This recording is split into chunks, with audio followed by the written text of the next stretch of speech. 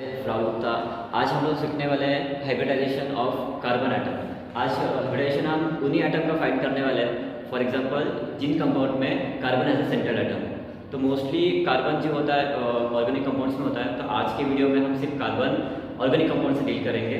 तो कार्बन की हाइब्रिडेशन कौन सी होती है? सेंट्रल एटम जब वो रहता है तो कार्बन तीन हाइब्रिडेशन को फॉर्म करता है, sp3, sp2 और sp।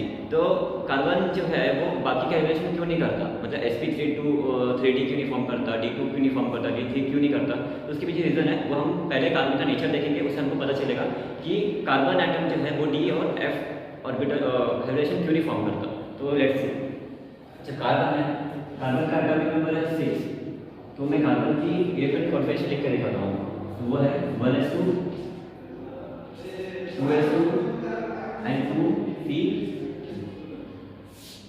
ये रीजन है कि कार्बन जो है वो डी और एफ हाइब्रिडेशन क्यों नहीं फॉर्म करता। रीजन ऐसा है कि कार्बन के पास डी ऑर्बिटल ही नहीं है। अगर डी ऑर्बिटल ही नहीं है, सिंपल से है कि एफ ऑर्बिटल भी प्लस में होगी। ये रीजन है, मोस्ट रीजन है। मोस्ट ऑफ जो कॉम्पिटिटिव एग्जाम होते हैं उसमें पूछ लेते हैं कि carbon as central atom hybridization D and F क्यों नहीं फॉर्म करता। तो सिंपल सा रीजन है कि उसके पास डी ऑर्बिटल ही नहीं होता, उसके इलेक्ट्रॉनिक कॉन्फिगरेशन में डी ऑर्बिटल होता ही नहीं। तो मैं नेक्स्ट रीजन पता चल गया कि carbon as central atom D और एफ नहीं लिखा। तो नेक्स्ट टॉपिक में देखेंगे ये कि कार्बन की वैलेंसी कितनी होती है। कार्बन बिलोंग करता है 14 ग्रुप को बिलोंग करता है। 14 ग्रुप को बिलोंग कर रहा है मतलब क्या? तो उसके वैलेंसी 4 होनी चाहिए। 4 वैलेंसी कैसी होगी उसकी? तो यहाँ पे देख सकते हो, फर्स्ट पहला जो ऑर्बिटल है कार्बन का, उसमें 2 इलेक्ट्रॉन चलेंगे और उसका आउटर मोस्ट ऑर्बिटल है ये 2s एंड 2s वाला और 2p। दोनों में अगर इलेक्ट्रॉन देखें हम तो इलेक्ट्रॉन कितने? 4 इलेक्ट्रॉन, इसके 2 इलेक्ट्रॉन, इसके 2 इलेक्ट्रॉन। तो कार्बन की वैलेंसी 4 है। क्यों? क्योंकि उसके लास्ट ऑर्बिटल जो है उसका 2 का ऑर्बिटल है, उसमें सिर्फ 4 इलेक्ट्रॉन प्रेजेंट है, इसलिए कार्बन की वैलेंसी क्या 4 है। इतना देख लिया। नेक्स्ट कार्बन की हाइब्रिडेशन चेक करेंगे। तो गाइस हम लोग ने चेक किया कि कार्बन की इलेक्ट्रॉनिक कॉन्फिगरेशन क्या होती है, उसमें कितने ऑर्बिटल्स होते हैं। उसमें सिर्फ 1s ऑर्बिटल होता है, उसमें फर्स्ट ऑर्बिटल में, उसके सेकेंड ऑर्बिटल में 2s और 2p ऑर्बिटल होते हैं, उससे ज़्यादा ऑर्बिटल होते नहीं है। और उसके लास्ट के ऑर्बिटल में 4 इलेक्ट्रॉन्स होते हैं। 4 इलेक्ट्रॉन होने की उसकी वैलेंसी कितनी है? 4 है। Okay, let's move to hybridization. Hybridization find करेंगे। तो गाइस जैसे कि हम देख चुके हैं, नेक्स्ट हम मूव कर लेंगे हाइब्रिडेशन। तो हाइब्रिडेशन फाइंड करेंगे, छोटी सी ट्रिक है, कुछ नहीं, हम बस फाइंड करना है कि कार्बन किसी कंपाउंड में अगर सेंट्रल एटम प्रेजेंट है, उस सेंट्रल एटम के साथ कार्बन के साथ कितने एटम अटैच है। तो हमको number of atom attach with carbon और उस कार्बन के ऊपर कितने लोन पे है। फॉर एग्जांपल मैं एक एग्जांपल लेके दिखाता हूँ। फर्स्ट एग्जांपल ले रहे हैं मीथेन का। मीथेन का मैं स्ट्रक्चर पहले ड्रॉ कर दूँ सी, उसके अंदर से 4 इलेक्ट्रॉन्स, ठीक है, 4 हाइड्रोजन, 1 2 3 और 4। तो मैंने जैसे आपको बोला कि कार्बन की वैलेंसी कितनी थी? 4 वैलेंसी थी। 4 वैलेंसी मतलब कितने इलेक्ट्रॉन उसके पास? 4 इलेक्ट्रॉन है लास्ट। तो कितने बॉन्ड बना सकता है? अभी 4 बॉन्ड बना सकता है, 1 2 3 4। ओके, तो कार्बन में कितने नंबर ऑफ अटैच है उसको? 1 2 3 एंड 4। तो हो गए कितने? 4 हो गए। मैं लिख देता हूँ 4। अभी कार्बन में लोन पेयर है क्या? लोन पेयर नहीं है, देख सकते हैं लोन पेयर नहीं, क्योंकि उसकी वैलेंसी कितनी 4 थी और 4 इलेक्ट्रॉन से कहाँ है उसकी बॉन्ड बनाने में। उसकी वैलेंसी अभी कितनी है? क्योंकि उसकी इलेक्ट्रॉन बाकी नहीं है, तो वैलेंसी 0 है। मैं कितना करूँगा? +4 करूँगा, +4। अभी कितना हो गया? आंसर कितना? फाइनल आंसर कितना है? 4 है।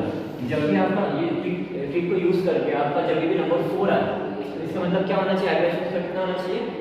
sp3 होना चाहिए। और इसी तरह कैलकुलेट करके किसी और कंपाउंड का कर रहे हो, पर आंसर अगर आपका 3 आ गया, हाइब्रिडेशन क्या होगी?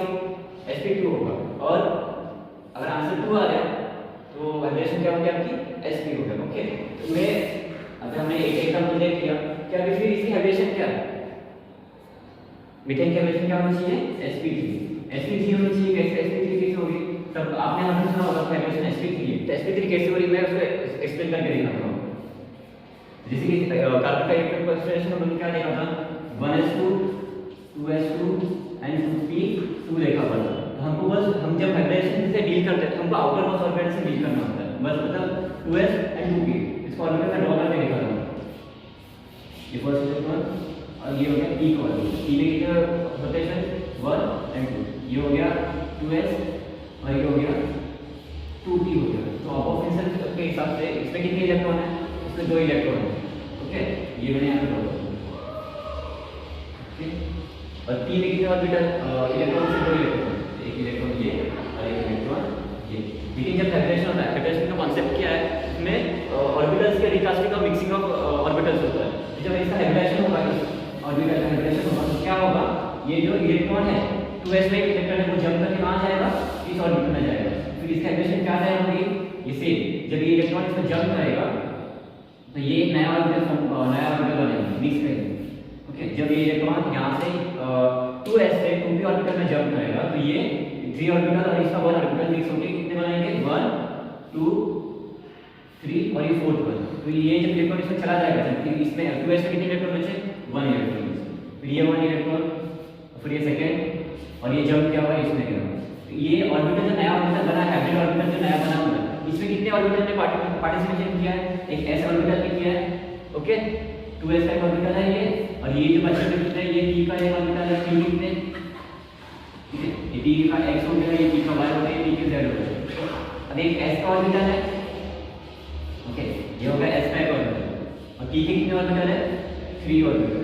ओके, तो हाइब्रिडेशन क्या हो गई, sp3 हो गई। तो आपको अभी समझ में आ गया होगा डिटेल में कि हाइब्रिडेशन sp3 आना मतलब क्या होता है, एक s का ऑर्बिटल है और p के कितने ऑर्बिटल है, 3 ऑर्बिटल है, तो तीनों मिला के क्या हो गया, sp3 ऑर्बिटल, sp3 हाइब्रिडेशन हो गया उसका। अभी नेक्स्ट एग्जांपल हम sp2 का देखेंगे।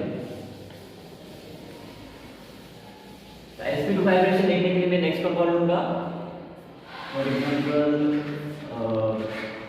C2H4। ओके, C2H4 का मैं सबसे पहले आपको जब हाइब्रिडेशन बनाना है तो सबसे पहले आप उसका स्ट्रक्चर बनाना, सिंपल। तो C आप देख सकते हो यहाँ पे कितने कार्बन है, 2 कार्बन है, हमें 2 कार्बन बनाना है यहाँ पे, और हर कार्बन के साथ कितने होंगे, स्ट्रक्चर इसका sp2 कैसा होता है, एक हाइड्रोजन यहाँ पे, एक हाइड्रोजन यहाँ पे, एक हाइड्रोजन यहाँ पे, एक हाइड्रोजन यहाँ पे, डिस्ट्रीब्यूशन ऑफ हाइड्रोजन हो गया। लेकिन होता क्या है, वैलेंस मैंने कितना बताया, इसका कार्बन का 4 बताया। अभी आप जब भी आप हाइब्रिडेशन फाइंड करते हो तो इतना इंपॉर्टेंट एक नोट है, हाइब्रिडेशन मतलब किसी एक ही एटम का फाइंड किया जाता है, कभी कंबाइंड हाइब्रिडेशन नहीं फाइंड किया जाता है। आप जब भी हाइब्रिडेशन से डील कर रहे हो तो किसी एक ही एटम का हाइब्रिडेशन फाइंड किया जाता है। तो यहाँ पे हम सिर्फ इस एटम का करेंगे। अभी कार्बन की वैलेंस यहाँ पे कितनी है, तो 4 है, तो यहाँ पे 2 इसने एक बॉन्ड इसके साथ बना, जब एक इलेक्ट्रॉन यहाँ पर डिस्ट्रीब्यूट हो गया, इसने इस हाइड्रोजन के साथ बना, यहाँ पे इलेक्ट्रॉन, अभी इसके कितने इलेक्ट्रॉन बचे हुए हैं, 2 बचे हुए, मैं यहाँ पे इसको बना देता हूँ। सेम इस इलेक्ट्रॉन के लिए 2 इलेक्ट्रॉन बचे होंगे, इस केस में क्या करेगा ये, अब डबल बॉन्ड बनाएगा। ओके, समझ में आया आपको कि डबल बॉन्ड यहाँ पे कैसे बना हुआ है, क्योंकि यहाँ पे वैलेंस इसकी यहाँ पे कितने इलेक्ट्रॉन बचे थे, 2, यहाँ पे 2, इन दोनों ने मिलकर 4 इलेक्ट्रॉन ने मिलकर एक डबल बॉन्ड बनाया। ओके, अब इसका हाइब्रिडेशन चेक करने के लिए मैं क्या करूँगा, किसी एक इलेक्ट्रॉन को मैं चूज करूँगा। ओके, तो मैं पहले डील कर रहा हूँ इस कार्बन के साथ। ओके, इस कार्बन के साथ आपको क्या चेक करना है, number of atom attach, number of bond को नहीं कैलकुलेट करना। हरदम बच्चे क्या करते हैं, कैलकुलेट गलती कर देते हैं कि 1 2 3 4 यहाँ पे 4 लिख देते हैं, तो ये गलत है, 4 नहीं होगा। लेकिन इस केस में क्या होने वाला है, हमको कार्बन एटम के साथ कितने एटम अटैच है वो चेक करना है। ये कार्बन इसके साथ अटैच है, ये वाला एक अटैच है और ये वाला एक अटैच है, तो number of atom attach is 3। अभी लोन पेयर आप चेक करें, यहाँ पे लोन पेयर आपको दिख रहा है कि कार्बन की वैलेंस कितनी थी, 4 थी, इसने एक यहाँ पे दिया, एक यहाँ पे दिया, और 2 इलेक्ट्रॉन इसके बॉन्डिंग में छिड़क, यहाँ पे भी इसकी वैलेंस कितनी है, लोन पेयर यहाँ पे 0 है, तो क्या आएगा इसका आंसर 3। जैसे मैंने आपको बताया, जब इस कैलकुलेशन से आपका आंसर 3 है, तो क्या आना चाहिए, हाइब्रिडेशन sp2 होना चाहिए। ओके, आई होप आपको समझ में आ रहा हो, इजी कॉन्सेप्ट है, कुछ नहीं चेक करना आपको, बस ये चेक करना है कि सेंट्रल एटम जो भी है, सेंट्रल एटम में सेंट्रल एटम से कितने अदर एटम अटैच है। ठीक है, तो यहाँ पे 1 2 और ये 3 डन 3। अभी सेंट्रल एटम में कोई लोन पेयर है नहीं, तो आप वो चेक कैसे करोगे, तो उसकी वैलेंस फाइंड करो, वैलेंस फाइंड किया मैंने 4 इलेक्ट्रॉन, डिस्ट्रीब्यूशन चेक करो 4 इलेक्ट्रॉन का ठीक से हुआ है कि नहीं, एक इलेक्ट्रॉन यहाँ पे, एक इलेक्ट्रॉन यहाँ पे 2 हो गए, और यहाँ पे 3 और 4, वैलेंस सर्टिफाइड है, कोई इलेक्ट्रॉन बचे नहीं, मतलब कोई लोन पेयर नहीं है, लोन पेयर 0 हो गया। 3 आया, 3 इसका कैलकुलेशन नंबर 3 आ रहा है, मतलब हाइब्रिडेशन आपका sp2 हाइब्रिडेशन होगा।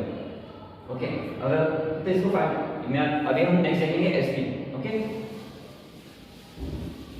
sp हाइब्रिडेशन फाइंड करने के लिए मैं एग्जांपल दे रहा हूँ। हमारा एग्जांपल है हमारा CH2H2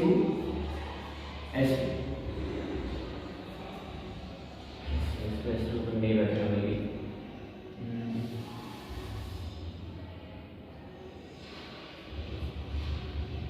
ठीक है, हम CH3 करेंगे।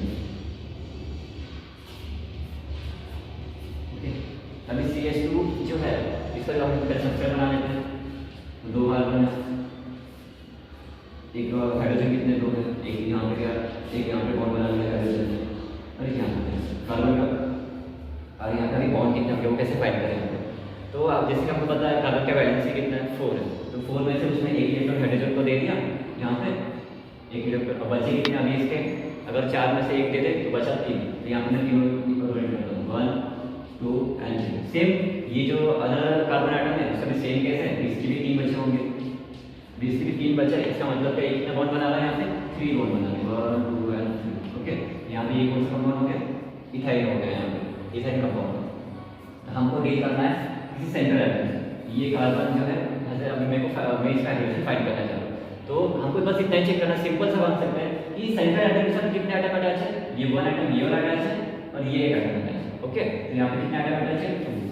हम चेक करेंगे इस लोन पेयर है क्या, कार्बन पे वैलेंसी 4 है, लोन पेयर तो इलेक्ट्रॉन कितने 4 इलेक्ट्रॉन, एक इलेक्ट्रॉन यहाँ पे गया 3 इलेक्ट्रॉन यहाँ पे ट्रिपल बॉन्ड बनाया है, तो वैलेंसी यहाँ का सॉरी लोन पेयर यहाँ पे भी 0 है इसका। और तो आंसर कितना आया आपका 2 है, 2 आया मतलब क्या रिलेशन होना चाहिए उसका Sp हाइब्रिडेशन। ओके, देखा Sp की हाइब्रिडेशन कैसे फाइंड किया, sp2 और Sp हाइब्रिडेशन फाइंड करके सिंपल सा कॉन्सेप्ट है।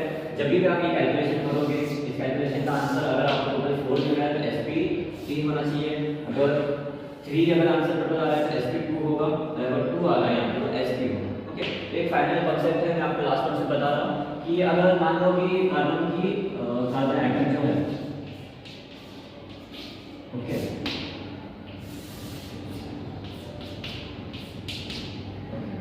तो अगर कार्बन का हाइब्रिडेशन sp3 है और ये sp2 है और ये sp है, sp तो हम 1 लिखते नहीं, ओके सिंपल सा।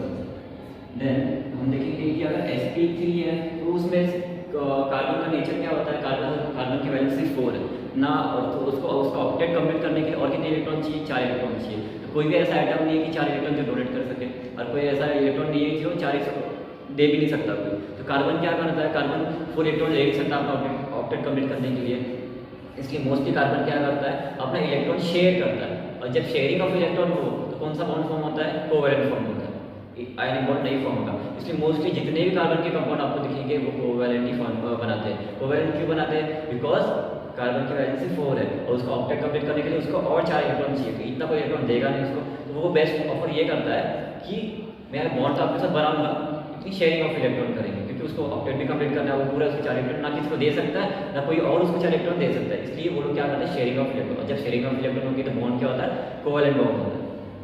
तो हाइब्रिडेशन जब sp3 है तो उसमें उस टाइम पे कौन सा कितना बॉन्ड होता है, सिंगल बॉन्ड होता है, और जब हाइब्रिडेशन sp2 हो तो कितना बॉन्ड होंगे, double bond. Okay, double bond. जब sp हाइब्रिडेशन हो तो क्या होना चाहिए, कितने बॉन्ड होने चाहिए, ट्रिपल बॉन्ड। अभी आपने देखा होगा हम लोग ऑर्गेनिक कंपाउंड लिखा हुआ है यहाँ पे और सिंगल बॉन्ड बना रहा है कार्बन, तो ऑर्गेनिक कंपाउंड्स में हम लोग 3 कैटेगरी से डील करते हैं कार्बन। जैसे कार्बन क्या अगर सिंगल बॉन्ड बना रहा है उसको अल्कीन बोलेंगे, अगर वो डबल बॉन्ड बना रहा है तो उसको हम क्या बोलेंगे, अल्कीन बोलेंगे, अगर ट्रिपल बॉन्ड बना रहा है तो उसको क्या बोलेंगे, अल्काइन। मैं इसको लिख देता हूँ यहाँ पे। ओके, तो वो सिंगल बॉन्ड बना रहा है तो क्या होना चाहिए, अल्केन होना चाहिए, अगर डबल बॉन्ड बना रहा है तो उसका मतलब क्या होगा, अल्काइन होगा, अल्कीन होगा। ओके, और अगर ये ट्रिपल बॉन्ड बना तो क्या होना चाहिए, अल्काइन होगा।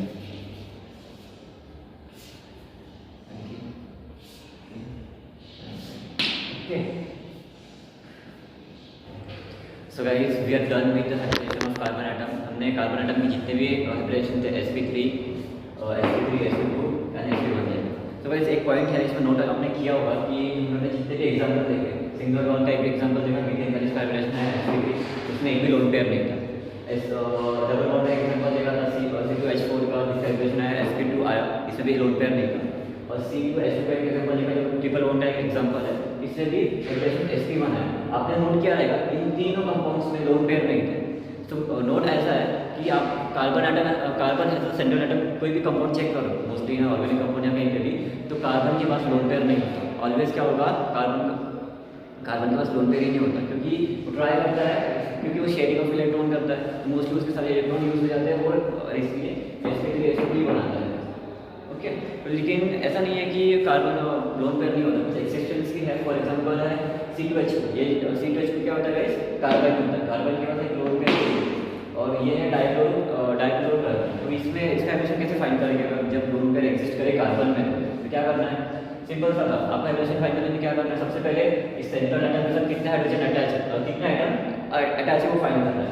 जो सेंट्रल सॉरी सेंट्रल एटम में कार्बन देंगे, तो इसमें कितने एटम अटैच है, ये 1 और ये 2। मैं क्या करूँगा, हाइड्रोजन फाइंड करने के लिए क्या करूँगा, नंबर ऑफ एटम अटैच 2 है, प्लस क्या करना है, फाइंड करना लोड पेयर कितने। तो कार्बन की वैलेंसी कितनी है, 4 है। 4 में से इसने एक इसको दिया हुआ है हाइड्रोजन को और एक इसको दिया, और बचे हुए 2, एक लोन पेयर उसमें बचा हुआ है। ठीक है, लोन पेयर बचा हुआ है, मतलब कितने लोन पेयर इसमें, 1 लोन पेयर, तो ये मतलब एक लोन पेयर। इसका आंसर आ गया 3 आ गया। ओके, 3 आ गया, मतलब हाइड्रोजन क्या होनी चाहिए, हाइड्रोजन sp3। तो कार्बन के हाइड्रोजन क्या आएगा यहाँ पे, sp3 जाएगी। सिमिलरली यहाँ पे क्लोरीन के साथ भी इसने 2 बॉन्ड बने हुए हैं, एक इसको दिया है एक इसको दिया है। नंबर ऑफ एटम अटैच 2, एक लोन पेयर एग्जिस्ट कर रहा है यहाँ पे 1 हो गया, इसका sp3। ओके, तो ऐसा नहीं है कि कार्बन लोन पेयर एग्जिस्ट नहीं करता, कुछ एग्जांपल है। एक्सेप्शन केस है, बहुत रेयरली ऐसा होता है, इतने एग्जांपल लिए, लेकिन 99% जो भी कार्बन मॉलिक्यूल्स हो गए, कंपाउंड्स हो गए, उसमें कार्बन है तो sp3 sp2 यही रहेगा, उसमें लोन पेयर एग्जिस्ट नहीं करेंगे। तो बहुत ईजी होता है कैलकुलेशन में। ठीक है, so guys we are done with hybridization of carbon atom as a central. So thank you guys, video को लाइक करो, शेयर करो और